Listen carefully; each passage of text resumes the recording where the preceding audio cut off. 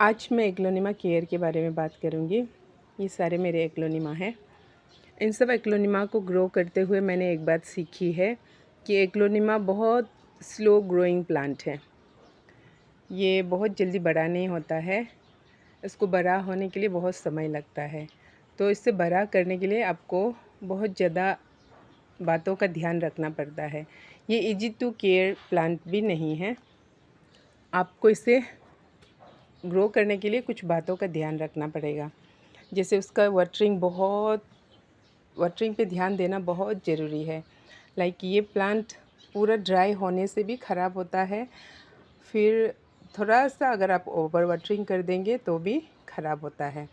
तो इससे वाटरिंग आपको तभी करना है जब इसका जो पॉटिंग मिक्स है वो 2 इंच तक सूख जाए। लेकिन जब भी आप इसको वाटरिंग करेंगे पूरा भर के वाटरिंग नहीं करना है, थोड़ा थोड़ा करके वाटरिंग करना है। क्योंकि ऊपर का जो पॉटिंग मिक्स है वो सूखा होने से भी जो नीचे है, पॉट का नीचे वाला जो पोर्शन है वो मॉइस्ट रहता है। तो उसका चलते आपको भर भर के वाटरिंग नहीं करना है। अगर आप भर भर के वाटरिंग करेंगे तो नीचे वाला जो पार्ट है, जो रूट्स है, वो ख़राब होना शुरू हो जाता है। तो इसलिए आपको इतना ही वाटरिंग करना है जितना आपका पॉटिंग मिक्स मॉइस्ट हो जाए। दूसरा है, एग्लोनिमा को ब्राइट इनडायरेक्ट लाइट पसंद है। इसे ऐसे जगह पे आपको रखना होगा जहाँ पे इनडायरेक्ट लाइट आता हो।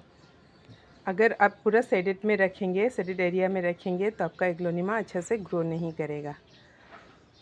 और तीसरा बात, एग्लोनिमा प्लांट ट्रॉपिकल प्लांट है तो इसे ह्यूमिडिटी की बहुत ज़रूरत है।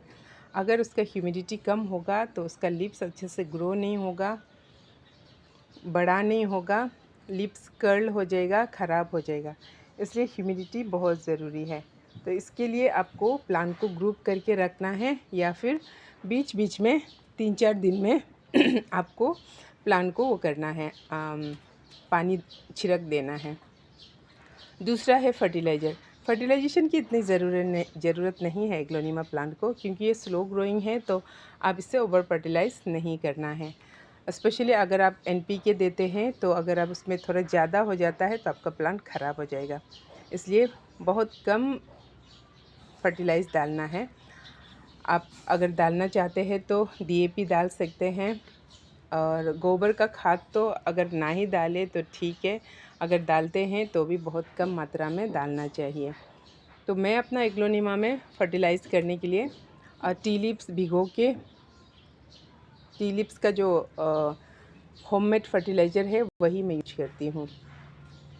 तो इन सब बातों का अगर आप ध्यान रखेंगे तो आपका एग्लोनिमा अच्छा से ग्रो करेगा। Okay friends, thank you for watching. Please like and share and follow my page.